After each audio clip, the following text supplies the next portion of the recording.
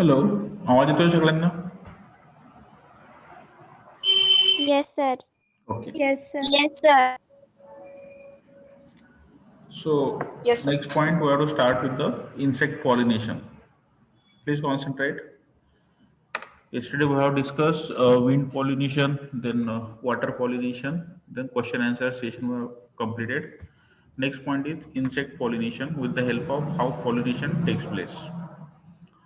So in insects like honey, honeybees, wasps, moth and butterflies are attracted by the color and scent of the petals. They visit flowers for nectar. बघा हे जे वेगवेगळे मधमाशा असतील, बीज म्हटलंय, wasp म्हणजे कांदील माशी म्हणतो आपण त्याला, देन मॉथ्स जे ते पतंगासारखे जे असतात, बटरफ्लाईज फुलपाखरं वगैरे आणि अजून काही बरेचसे किडे किंवा जे इन्सेक्ट्स असतील ते फ्लॉवरकडे जे अट्रॅक्ट होतात. कशासाठी अट्रॅक्ट होतात ते? They are attracted for the nectar. त्यांना जो काही मध लागत असतो, they visit flowers for the nectar and they are attracted by the color and scent present in the flowers. Nectar is a sweet liquid usually secreted by cells of receptacle or other parts of the flower.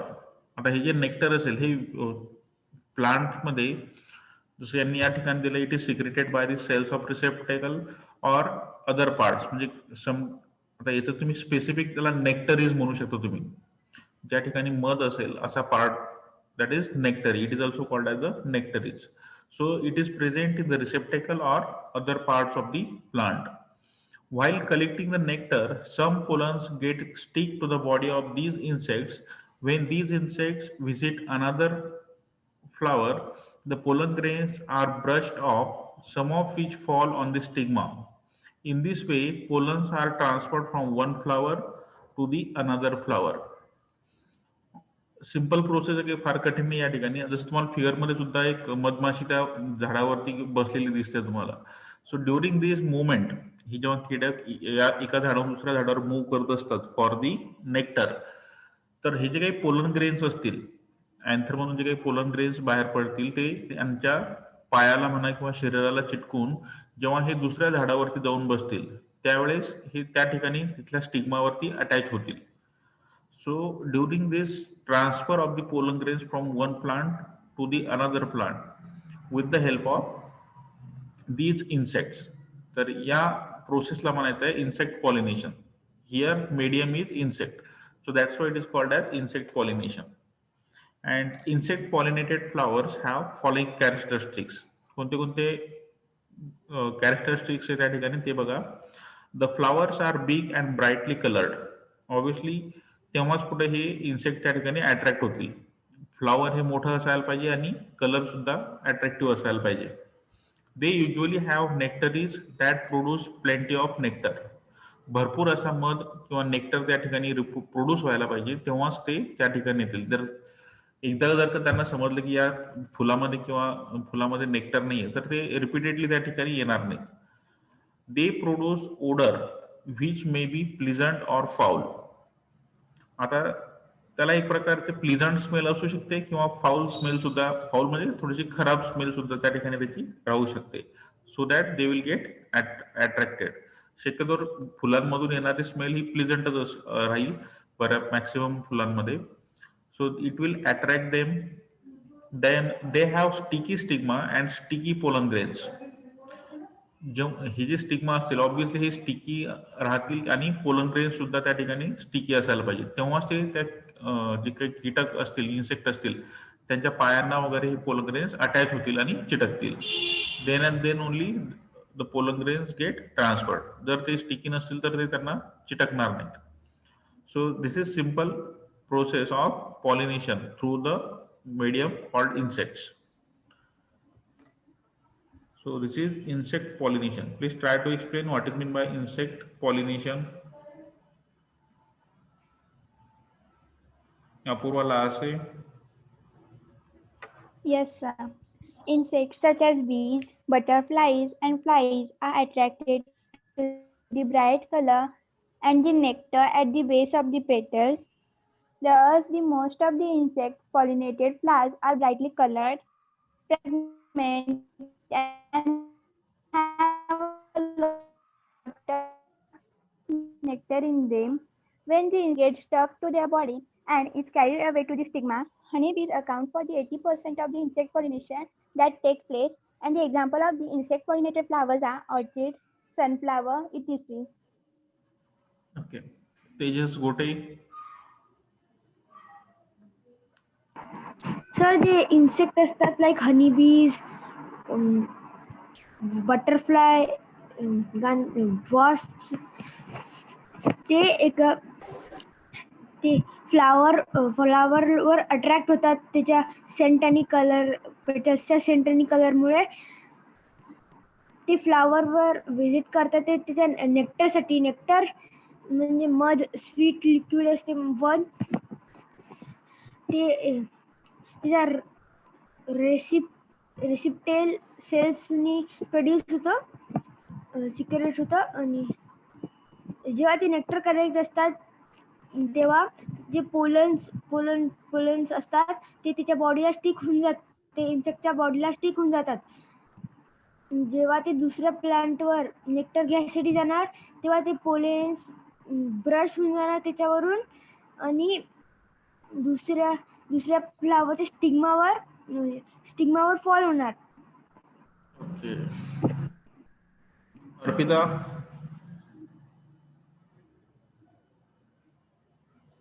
Yes, plants like honeybees, worms, butterflies, etc. Get attracted toward the flower because of its smells and attracted towards the flower because of its smells and color. They comes to the flower to secrete the nectar. Nectar is a sweet liquid present inside the flower. By secreting the nectar, some pollen grains get stick to the legs of the insect, and the pollen grains get stick to the legs of the insect, and it is gets transferred from the one flower to the another flower, and like this insect pollination happens. An example of it is orchid, sunflower, and rafflesia. Okay. तुम्हाला ते example सुद्धा दिलेले आहेत, orchid, sunflower, rafflesia. What is mean by rafflesia बद्दल काय माहिती तुम्हाला? Sir, it is the biggest flower in world. Yes sir, it is biggest flower in It the world. smells like It is biggest flower. Sir, it is biggest flower in the world. It is biggest flower. This is a parasitic flower, and it is the biggest. I think the near about जे काही diameter आहे that is 3 feet. 3 फूट पर्यंतची diameter आहे या फुलाचं. एवढं असून सुद्धा ते पॅरासिटिक आहे, म्हणजे दुसऱ्यावर डिपेंड आहे पूर्ण. So these are the few examples. आता महत्वाचा पॉइंट बघायचा आपल्याला, फर्टिलायझेशन. बघा, fertilization. On reaching the stigma, pollen grain germinates and produces thin pollen tube. It extends through the style and reaches the ovary and enters the ovule. बघा, या ठिकाणी तुम्हाला figure दिली आहे, आपली जी ओव्हरीची जी फिगर आहे. So that is stigma, style and ovary. These are the 3 important parts of the pistil or carpels म्हणतो आपण त्याला. That is a female reproductive part. So when these pollen grains fall on the stigma, या ठिकाणी तुम्ही figure जर पाहिली, या ठिकाणी तुम्हाला pollen grains डिपॉझिट झालेले दिसतात आहे. So these pollen grains are deposited over the stigma, and after the deposition it extends through the style. Means first pollen grains germinate and produce a thin pollen tube. या ठिकाणी figure observe करा. या ठिकाणी after the germination, म्हणजे pollen grains जेव्हा germination होईल त्यामधून एक लॉंग ट्यूब त्या ठिकाणी तयार झालेली दिसते तुम्हाला. So this is a pollen tube. त्या ठिकाणी याला म्हटलेलं आहे आपण pollen tube. So it extend through the style. आता हा जो मिडल पोर्शन याला आपण म्हटलेला आहे style. So this pollen tube will pass through the style and it reaches to the ovule. So it extends through the style, reaches the ovary and enters the ovule. हा जो portion याला आपण ovary म्हटलंय आणि जिथे ती reach होते, जी pollen tube या ठिकाणी रीच झालेली याला म्हटलेलं आहे ovule. The process of fusion, बघा सॉरी आपण the pollen tube contains 2 male gametes. आता या पोलन ट्यूब मध्ये what it contains, this pollen tube contains 2 male gametes. या ठिकाणी 2 मेल गॅमेट राहतील. One of the male gametes फ्युजेस with the female gametes and forms a zygote. आता या pollen tube through जे काही पोलन ग्रेन्स किंवा 2 male gametes जे आहेत ते ओव्हरी पर्यंत ओव्ह्यूल मध्ये ट्रान्सफर होतील. ओव्हरी मध्ये पोहोचल्यानंतर they will get fused. Fuse झाल्यानंतर त्यामध्ये आपण ऑलरेडी डिस्कस केलंय, when male and female gamete get fuse they will form a zygote. After the fusion that is called as the zygote. This process, the process of fusion of male and female gamete to form a zygote is called as fertilization.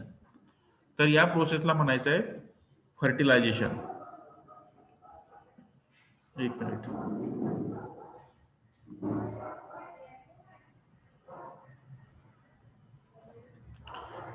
So formation और fusion of male and female gamete दोघांचं जेव्हा, एक ध्यान ठेवा, pollen tube मध्ये 2 male gamete असतील. Pollen grains पहिले germinate होतील. जर्मिनेट झाल्यानंतर they will develop a pollen tube. This pollen tube will enter into the ovule which contain 2 male gametes. Out of these 2 male gametes, one gamete fuses with the female gamete, and this fusion will cause in the formation of zygote, and this zygote formation is called as the fertilization. So the zygote is a single cell which divides many times to form an embryo. बघा आता हा जो zygote तयार झालेला आहे, this zygote is a single celled. सुरुवातीला काय असेल, it is a single celled zygote and it divides many times. After the dividation of many times it will form an embryo. नंतर त्याचा एम्ब्रियो तयार होईल. द सेकंड मेल गॅमेट, या ठिकाणी जे म्हटलंय आपण, एक मेल गॅमेट फ्यूज झालाय, दुसरा जो मेल गॅमेट असेल, the second male gamete fuses with another cell in the ovule to form the endosperm. आता बघा या एंडोस्पर्मचं मेन फंक्शन काय. The endosperm provides nourishment to the growing embryo. या ठिकाणी जो एम्ब्रियो तयार झालेला आहे after the development, after the fusion of male and female gamete, there is one more male gamete present. This male gamete fuses with another cell in the ovule. या ovule मध्ये जे काही दिलेलं तुम्हाला फिगर मध्ये सुद्धा तुम्ही ऑब्झर्व करू शकता. ऍक्च्युली तुम्हाला याच्यामधलं जे काही पूर्ण स्ट्रक्चर आहे, जसं एक सेल जे दाखवलेलं आहे, या ठिकाणी तुम्हाला याला डबल फर्टिलायझेशन सुद्धा म्हणतात. डबल फर्टिलायझेशन का बरं म्हणतात, या ठिकाणी पहिले male gamete and female gamete fuse झाले, दॅट इज फर्स्ट फ्युजन, आणि सेकंड जे मेल गॅमेट आहे which forms an endosperm. So that's why this process also called as the double fertilisation process. तुम्हाला नेक्स्ट स्टँडर्डला, हायर स्टँडर्डला या ovule मध्ये exact काय काय प्रोसेस होतात हे अजून डिटेलमध्ये स्टडी करायला आहे. आपण तुम्हाला एक्सप्लेन नाही केलेलं या ठिकाणी, परंतु याच्या आतमध्ये एक्झॅक्ट काय होतं तर ते अजूनही डिटेलमध्ये तुम्हाला नेक्स्ट स्टँडर्ड मध्ये राहील, पुढच्या वर्षी किंवा 9th स्टँडर्ड पर्यंत. So what we have learn in fertilization, whatever the pollen grain deposited over the stigma, after the deposition pollen grains will germinate into a after germination they will form a long tube that is called as pollen tube. This pollen tube will enter into the ovule, and after the entrance into the ovule, this pollen tube contains 2 male gametes, out of which one male gamete fuses with the female gamete and they will form a zygote. Okay, this formation of zygote is called as the fertilization. And second male gamete fuses with another cell in the ovule. Ovule मध्ये जे काही sale असतील, दुसरी जी sale असेल त्यासोबत हे जे काही मेल गॅमेट असेल, this male gamete will get fuse. Double fertilisation तुम्ही या ठिकाणी त्याला म्हणू शकता. So this second male gamete fuses with another cell and form endosperm. And this endosperm will provide nourishment to growing embryo. म्हणजे पहिल्या fusion मध्ये एम्ब्रिओ तयार झाला आणि या एम्ब्रिओला डेव्हलप होण्यासाठी जी काही नरिशमेंट लागेल ती ही जी काही सेकंड सेल आहे किंवा त्याला आपण जे एंडोस्पर्म म्हणतो ती त्या ठिकाणी त्याला मदत करत राहील. So this process is called as the fertilisation process. चालेल. Please try to explain what is mean by fertilisation. याच्या नंतरच्या स्टेपमध्ये आपल्याला बघायचं आहे changes that occur after fertilisation. Fertilisation झाल्यानंतर कसे कसे चेंजेस होतात ते आपल्याला बघायचे आहेत. So first explain what is fertilisation. Gauri Rajput. Yes, sir. After landing to the stigma of a flower, this pollen grain terminates to form a pollen tube. This pollen tube then reaches to the ovary and then to the ovule. This pollen tube consists of two male gametes, out of which either of the male gamete fuses with the female gamete to form a zygote. And this process is called as fertilization. This zygote is actually a single cell which further divides into many cells to form an embryo, and the another male gamete in the pollen tube then fuses with another cell in the ovule, and this forms an endosperm. This endosperm nourishes the growing embryo, and this is how fertilization takes place in plant, and this process is also referred as double fertilization. Okay. Ishwari.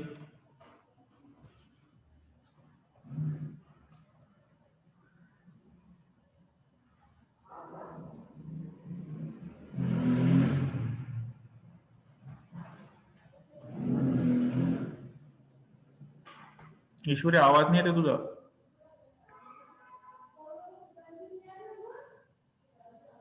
चालेल. Dhanashree. Yes, sir. When a pollen grain fall on the stigma of the flower of the same kind, it developed a long tube. It's called a pollen tube. This pollen tube extends through the style and reaches the ovary and enters the ovules. The two male gametes are inside the pollen grain. The male gamete fuses into the female gametes and it will form the zygote. The formation of the zygote is known as the process known as a fertilization. As we know, the zygote is a single cell and it will be divided into the ovules and develop into an embryo.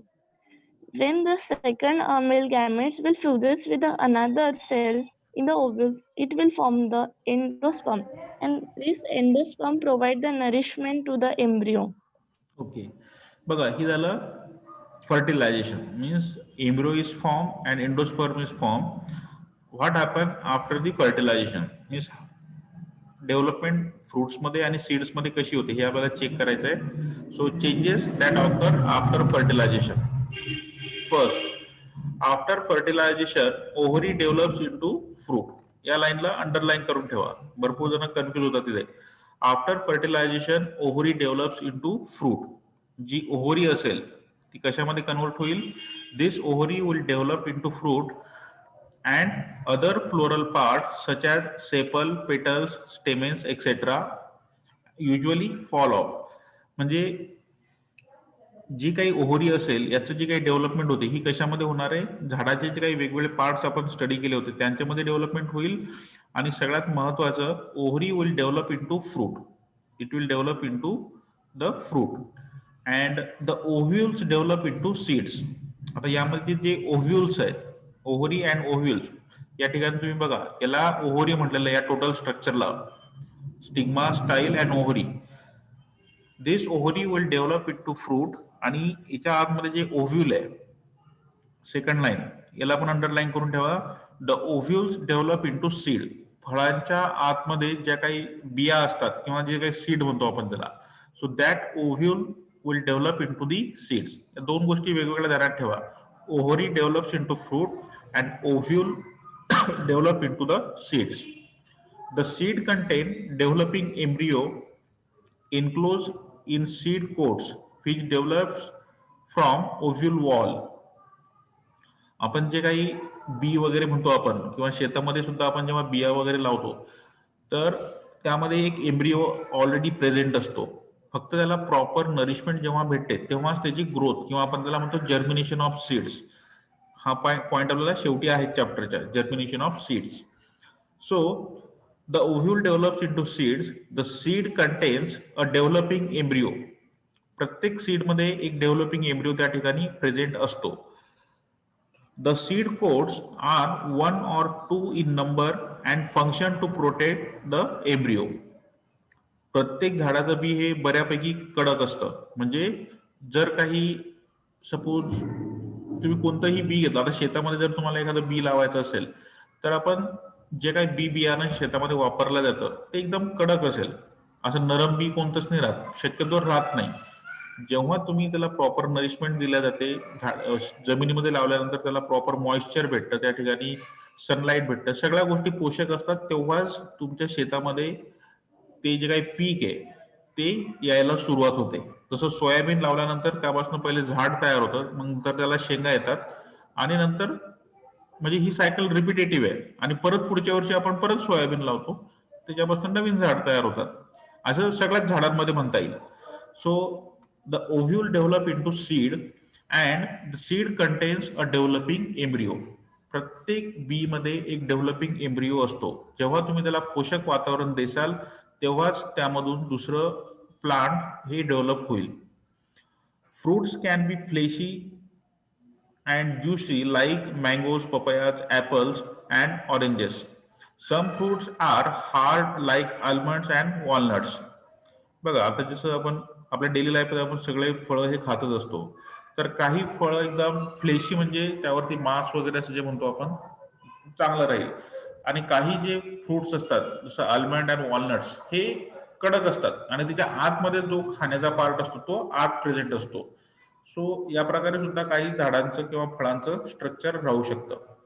तर यामध्ये सांगायसारखं एकच आहे, after fertilisation ovary will develop into a fruit and ovule will develop into the seeds, and this seed contain a developing embryo. After the presence of proper nourishment or proper environment, this seed will develop or germinate into a new plant, and the process repeats. जसं आपण बघितलंय त्या process मग repeat होत राहतात. त्या झाडापासून नवीन झाडं, बिया लावल्यानंतर परत नवीन झाड तयार होतं. ही एक प्रोसेस आहे. Explain this point, what happens after fertilization.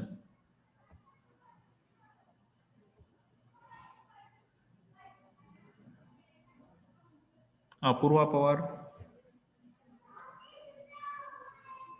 After the fertilization process, the ovary develops into the fruit, and other walls of the flower, such as the stamens, sepals, they usually wither off.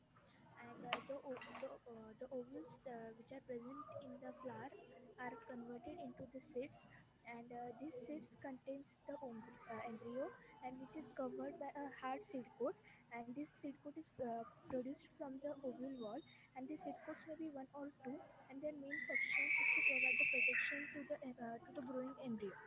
uh, and These embryo then further develops to form the plantlet, and fruits obtained from these plants may be juicy, such as the mangoes or apples, or some may be even be hard like walnuts. Okay. Darshan Lahani.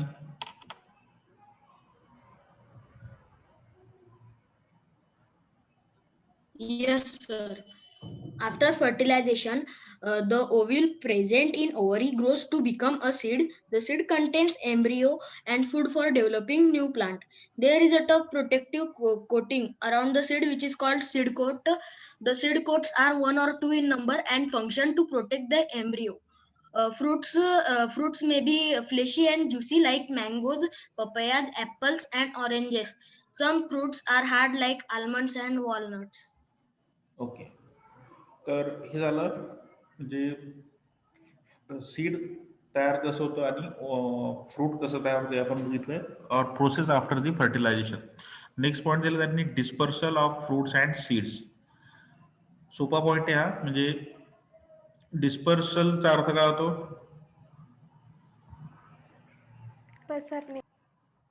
पसरणे किंवा त्याची आपण असं म्हणता येईल की त्याची विल्हेवाट आपण कशी लावतो.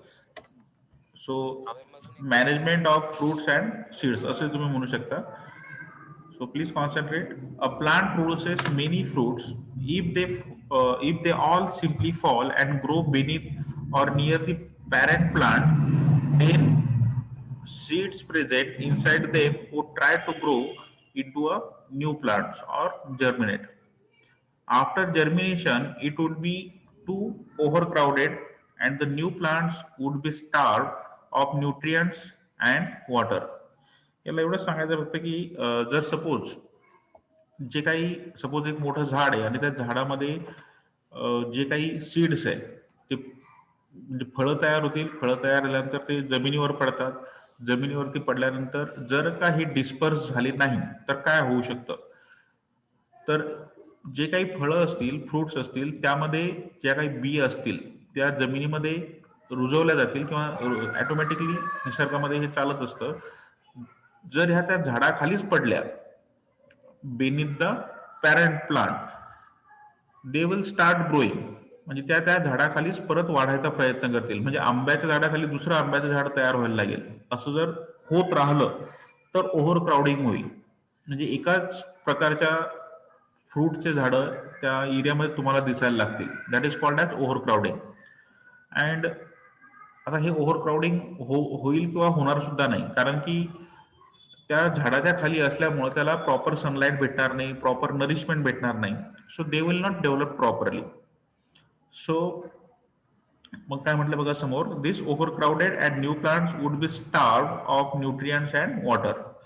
Then they will also not receive enough sunlight. So it is important that the fruits and seeds should be dispersed over a wide area where they stands a better chance of finding the right conditions to grow. म्हणून काय करायला पाहिजे, जेवढे काही झाडं वगैरे असतील त्याच्यात खाली आपण दुसरं झाड लावत नसतो. एका झाडाच्या खाली दुसरं झाड कधीच लावलेलं तुम्हाला दिसणार नाही, कारण की त्याची ग्रोथ होणारच नाही. So what we have to do to avoid this, we have to make this. आता याची जी काही बियाणं असतील किंवा बिया असतील हे एका लॉंग किंवा मोठ्या परिसरामध्ये तुम्ही हे टाकून द्यायला पाहिजे. म्हणजे शेत असेल, जंगल असेल, अशा ठिकाणी हे झाडाचे काही बी वगैरे असतील तर ते तुम्ही टाकायला पाहिजे, जेणेकरून त्यांना भरपूर मोठा एरिया भेटेल, प्रॉपर नरिशमेंट सुद्धा भेटू शकेल. नाहीतर एकाच ठिकाणी जर तुम्ही एकाच प्रकारचे झाडं लावले, it will cause over crowding. आणि ते भली सुरुवातीला डेव्हलप होईल, परंतु प्रॉपर सनलाईट वगैरे न भेटल्यामुळं फोटोसिंथेसिस प्रोसेस अफेक्ट होईल आणि त्या झाडाची प्रॉपर डेव्हलपमेंट त्या ठिकाणी होणार नाही. तर त्याच्यासाठी त्यांनी हा पॉईंट दिलेला आपला, dispersal of fruits and seeds. So fruit and seed dispersal helps the plants to. म्हणजे जर का प्रॉपर डिस्पर्सल केलं फ्रूट आणि सीडचं तर काय काय फायदे बघा त्याचे. First point, it prevents over crowding. एकाच प्रकारची झाडं कमी जागेमध्ये तयार नाही होणार. दे avoid competition for sunlight, water and minerals. Obviously एकाच ठिकाणी जर जास्त लोक आले, जसं पॉप्युलेशनचं आहे, एकाच शहरामध्ये जास्त लोक झाले तर कॉम्पिटिशन वाढते, बरोबर आहे ना. त्याच पद्धतीने कमी जागेमध्ये जर का जास्त झाडं डेव्हलप व्हायला लागले तर त्या ठिकाणी त्यांच्यामध्ये कॉम्पिटिशन लागेल सनलाईटसाठी, पाण्यासाठी आणि जे काही मिनरल्स जमिनीमध्ये अवेलेबल असेल त्यासाठी. तर हे अवॉइड करण्यासाठी हे सीड, फ्रूट अँड सीड हे प्रॉपर डिस्पर्स करायला पाहिजे. Then invade new habitats. Invade new habitats means develop new areas for development. म्हणजे नवीन एरिया शोधणे स्वतःच्या डेव्हलपमेंटसाठी. That is called as invade new habitats. नवीन एरिया शोधणे, नवीन ठिकाणी जाऊन नवीन एरियामध्ये स्वतःला डेव्हलप करणे, that is called as invade new habitats. So seeds and fruits may be carried away to distant places by agency of wind, water, animals, etc. and by special means such as explosion. बघा आता हे कसं होतं. आता तुम्हाला असं तर कधी कोणी दिसत नाही की ह्युमन बिंग झाडाखाली बिया जमा करताय आणि दुसरीकडे नेऊन टाकताय. हे निसर्गामध्ये भरपूर वेळेस ऑटोमॅटिकली सुद्धा होत असतं. ह्युमन बिईंग मध्ये पण आपण काय करत असतो, जसं आंब्याचा सीझन असेल तर आंबे झाडाखाली पडलेले कधीच तुम्हाला दिसणार नाही, पडतात, परंतु त्या प्रत्येक सीझन मध्ये ते फळ ह्युमन बिईंग कन्झ्युम करतो. म्हणजे आपण ते कन्झ्युम करत असतो. कोणत्याही प्रकारचं फ्रूट असो ते जमा केलं जातं आणि ते खाल्लं जातं. असं कधीच नाही होत ते झाडाखाली पडलं आणि तसंच पडून पडून खराब झालं. हे असं नाही होत. So there are some agents, काही एजन्सीज त्या ठिकाणी त्यांनी म्हटलेले आहे, just like wind, water and animals. So these are the agencies which help in dispersal of seeds and fruits. ह्या सीड्सचं आणि फ्रुट्सचं प्रॉपर डिस्पर्सल होण्यासाठी या एजन्सी दिलेल्या आहेत, विंड, वॉटर अँड ॲनिमल्स. आणि ह्या तिन्ही एजन्सी आपल्याला स्टेप बाय स्टेप डिस्कस करायच्या आहेत. So please try to explain dispersal of fruits and seeds. Please raise your hands.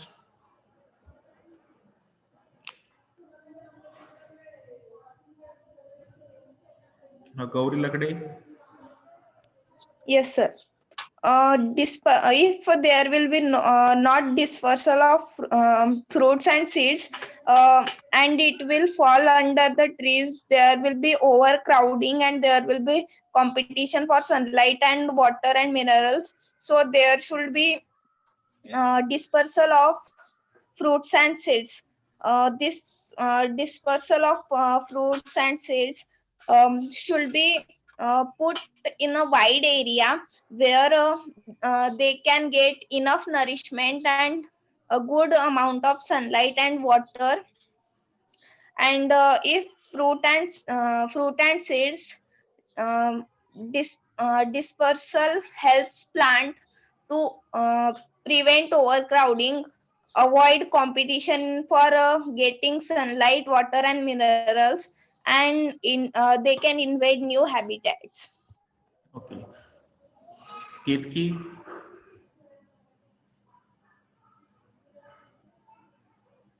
Yes, sir. A plant produces many fruits and they fall near to the parent plant and they start germinating. But after germinating, it becomes too crowded and the new plant could not get a proper amount of water and minerals, and they do not receive the proper amount of sunlight too. And it is important to for the fruits and seeds to disperse, and plants would grow in a favorable and get a favorable conditions to grow. Fruits and seed dispersal helps the plants to prevent overcrowding, avoid competition for sunlight, water and minerals, and invade new habitats. Seeds and fruits may be carried away to distant places by the wind, water, and animals, and also by the explosion. Okay. हा जो explosion point दिलाय ना, एक्सप्लोजनचा अर्थ इथं काही bomb blast वगैरे होतं असं नाहीये. एक्सप्लोजन मध्ये कधी कधी काही झाडांच्या शेंगा वगैरे तयार होतात बघा, आणि त्या अतिशय वाळल्यानंतर म्हणजे एकदम कडक झाल्यानंतर काय होतात, त्या फुटतात. कोणते ऑब्विसली कोणतीही शेंग जर का एकदम हिरवी असेल तेव्हा ती फुटणार नाही. जेव्हा एखाद्या झाडाची शेंग ही प्रॉपरली वाळल्यानंतर काय होतं, ती एक्सप्लोजन होईल त्या ठिकाणी. एक्सप्लोजन म्हणजे जागीच ती फुटेल आणि फुटल्यानंतर त्यामधले जे काही सीड्स असतील ते आजूबाजूला पडतील. That is explosion. एक्सप्लोजन म्हणजे फार मोठा ब्लास्ट वगैरे होतो असं नाहीये. फक्त त्या बी जे काही शेंगा असतील त्या फुटतात आणि त्यामधले बी हे बाहेर पडतात. त्याला म्हटलेलं आहे explosion. So first point we have to discuss, that is wind dispersal. How wind dispersal takes place? Baga. Fruits and seeds dispersed by wind are usually small and light. They have wings or hair-like structures to help them to float in air.